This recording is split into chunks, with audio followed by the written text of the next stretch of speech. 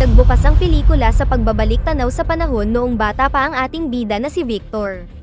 Sa masalimuot na araw, siya at ang kanyang pamilya ay naaksidente nang mahulog ang kanilang sasakyan sa tulay.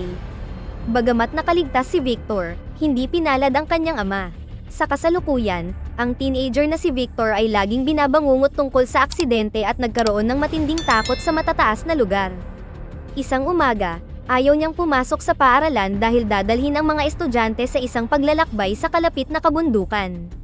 Doon, plano nilang panoorin ang solar eclipse, ngunit natatakot si Victor na sumpungin siya ng phobia kapag narating nila ang tuktok.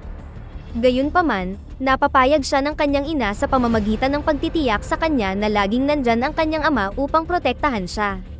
Samantala, 1,000 taon sa nakaraan, ang shaman ay nagsasagawa ng spell na tutulong sa kanya na mahanap ang makapangyarihang artifact na pinangalan ng bato ng kapangyarihan. Plano niyang gamitin ito para pamunuan ang buong mundo. Ang apoy sa kanyang harapan ay bumuo ng hugis ng ulo ng dragon, na tumutugma sa imahe sa jacket ni Victor sa kasalukuyang panahon. Samantala, nag-enjoy si Victor sa paglalakbay kasama ang matalik na kaibigan, si Vivchik. Nagdala rin siya ng isang bungkos ng fireworks para sa pagtatapos ng araw. Sa kabilang banda, nagdala si Vivchik ng megaphone para sa kalokohan. Pagkaraan ng ilang sandali sa kagubatan, narating ng grupo ang tulay. Gayunpaman, naparalisa si Victor sa gitna nito dahil sa kanyang phobia. Napilitan si Vivchik na kaladkarin siya pabalik sa simula ng tulay habang pinagtatawanan siya ng buong kaklase. Dahil sa kahihiyan, tumakbo si Victor sa kagubatan at nagtago malapit sa bangin. Di nagtagal, nahanap ni Vivchik ang kaibigan at sinubukang pag-aanin ang loob. Gayunpaman, naantala ang kanilang pag-uusap nang magsimula ang solar eclipse. Biglang tumama ang malakas na lindol sa lugar. Bumagsak si Vivchik sa gilid ng bangin at humawak sa bato sa tamang oras. Gusto siyang tulungan ni Victor, ngunit ang phobia sa mataas na lugar ay pumipigil sa kanya na kumilos. Bago siya makapag-ipon ng lakas ng loob na gawin ang anumang bagay, bumukas ang mahiwagang portal sa likuran at hinigop si Victor kasama ang megaphone ni Vivchik. Nang muling imulat ni Victor ang kanyang mga mata, natagpuan niya ang sarili sa parehong bangin ngunit sa ibang panahon. Sa malapit, may isang lalaking nakasuot ng sandata na nagngangalang Oleshko na inaatake ng mga kalaban na sundalo na tinatawag na Cuman. Si Oleshko, bilang tusong eskrimador, ay madaling natalo ang mga sundalong ito. Ngunit naging komplikado ang mga bagay nang atakihin siya ng kanilang pinuno, si Andak, na mabilis na nagtagumpay laban sa kanya at nagdala ng mas maraming sundalo bilang backup. Sa sandaling iyon, nadulas si Victor habang sinusubukang tingnan ng maigi ang laban at hindi sinasadyang na-activate ang megaphone. Nakagambala ito sa mga sundalo at nagkaroon ng pagkakataon si Oleshko na makatakas. Sa kabutihang palad ay mayroon siyang kabayo at isinakay si Victor bago siya makuha ng mga sundalong Cuman. Pagkaraan ng ilang sandali, sina Victor at Oleshko ay nakarating sa ilog, kung saan tinawag ng huli ang espiritu ng tubig upang bumuo ng daanan para sa kanila. Nawala ang daanan na ito nang makatawid sila, kaya napilitan si Andak at ang Cumans na sumuko sa paghabol pansamantala. Kasunod nito, dinala ni Oleshko si Victor sa kanyang nayon, na protektado ng stronghold. Kakaiba ang tingin ng mga residente sa pananamit at paraan ng pagsasalita ni Victor, at natakot sila na baka isa siyang espiya. Kaya naman, ikinulong nila si Victor hanggang sa makapagpasya sila kung ano ang gagawin. Samantala, tumungo si Andak upang makipagkita sa shaman at talakayin ang kabiguan ng kanilang misyon, ngunit ang shaman ay nakakagulat na tumugon ng masaya nang marinig niya ang tungkol sa batang lalaki na may kakaibang damit. Naniniwala siya na si Victor ang taong gagabay sa kanila patungo sa bato ng kapangyarihan. Maya-maya, binisita ni Olenka si Victor, isang babaeng teenager na taga roon at dinalhan siya ng gatas at tiniyak kung ayos lang siya. Di nagtagal, dumating si Oleshko upang kunin siya at dinala siya sa ilog para sa pagsubok. Ang espiritu ng tubig ang magpapasya kung siya ay espiya o mapagkakatiwalaan. Nang makarating sila sa ilog, itinapon siya sa tubig na nakatali ang mga kamay. Ngunit ang espiritu ng tubig ay itinuring siyang karapat-dapat at itinapon siya palabas nang hindi sinasaktan. Si Victor ay tinanggap bilang isa sa mga taga-nayon at nakilala ang mga pinuno. Kabilang sa mga pinuno ay ang matalinong matanda, si OVC, at ang mga mandirigma, sina Oleshko, Ilya, at Dobrina. Biglang napagtanto ni Victor na ito ang mga pangalan ng mga makapangyarihang kabalyero na inilarawan sa mga sinaunang tula. Pagkatapos ay sinabi niya na siya ay nagmula 1,000 taon sa hinaharap. Noong una, hindi sila naniniwala ngunit nang gamitin niya ang kanyang mikropono ay nagulat sila. Pagkatapos ay nagtanong si Victor ng paraan upang makabalik sa kanyang sariling panahon at nangako si OVC na titingnan ito. Maya-maya sa gabi, dumating si Oleshko na may dalang balita pagkatapos makipag-usap sa espiritu ng tubig. May paraan para makabalik si Victor sa hinaharap ngunit para doon, kailangan niyang maghanap ng isang salamangkero na maaaring magturo sa kanya kung paano buksan ang portal ng panahon sa pamamagitan ng puwersa. Sa kabutihang palad, alam ni Oleshko kung saan makakahanap ng salamangkero. Sa paglipas ng mga araw, ginugol ni Victor ang kanyang oras sa nayon para matutong gumamit ng espada at pana. Nakita rin niya nang malapitan ang tore ng kuta, na napakataas kaya nakakatulong ito sa kanila na bantayan ang buong kaharian. Nang maglaon ay nakilala rin niya si Tuharin, isang mangmang na bilanggong cumin na nakakulong sa loob ng hawla malapit sa watchtower. Nang makumpleto ang pagsasanay, umalis si Victor sa nayon. Hinanap niya ang salamangkero gamit ang mapa na ibinigay sa kanya ni Oleshko. Sa kabutihang palad, nakasalubong niya si Olenka habang nangunguha ito ng mga kabute at kinumbinsi siya na maging gabay niya dahil alam niya ang lugar. Hindi napansin ang espiyang uwak ng shaman na sumusunod sa kanila, ang mga kabataan ay naglakad ng ilang oras hanggang sa makapasok sila sa isang lagusan sa pagitan ng dalawang malalaking batong pader. Biglang natagpuan ni Victor ang sarili sa tiwangwang na lupain, isang ilusyon na ginawa ng salamangkero na nakatira sa malapit. Nakarinig siya ng kakaibang boses sa kanyang isipan. Sinabi ng boses na kung gusto niyang matulungan, dapat niyang ipagtapat ang kanyang pinakamalaking takot ng hindi nagsisinungaling. Walang pag-aalinlangan, ibinahagi ni Victor ang kwento ng pagbangga ng kotse at ang kanyang takot sa mataas na lugar. Inaprubahan ng salamangkero ang teenager para sa pagtanggap sa kanyang kahinaan at ibinahagi ang impormasyong hinahanap niya. Inihayag ng salamangkero na makakatulong sa kanya ang isang artifact na tinatawag na bato ng kapangyarihan upang mabuksan ang portal sa hinaharap. Gayunpaman, nang tanungin ni Victor kung saan matatagpuan ang bato, ang salamangkero ay tumugon sa pamamagitan ng bugtong.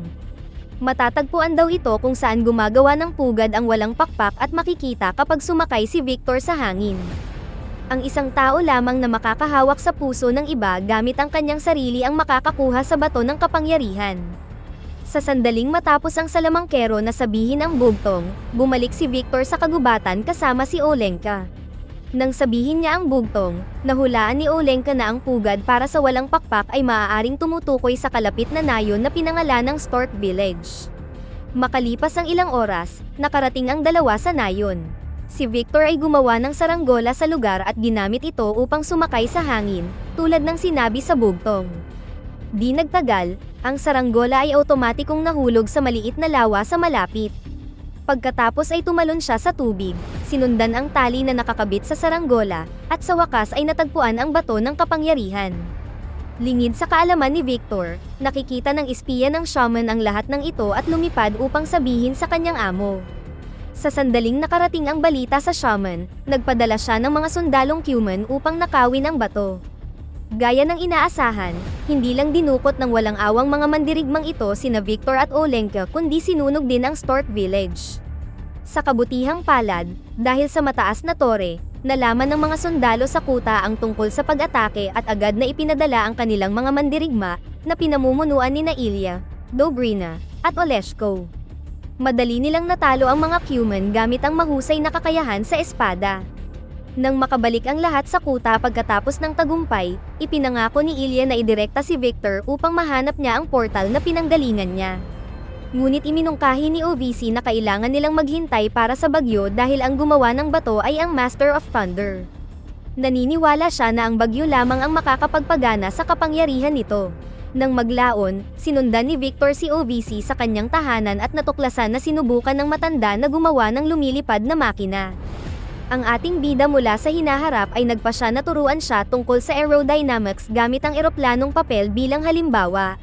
Mula noon, nagtulungan sina Victor at OVC sa paggawa ng functional wings. Sa sumunod na eksena, iminungkahi ni OVC na ang pinakamagandang lugar upang itago ang bato ng kapangyarihan ay nasa tuktok ng tore.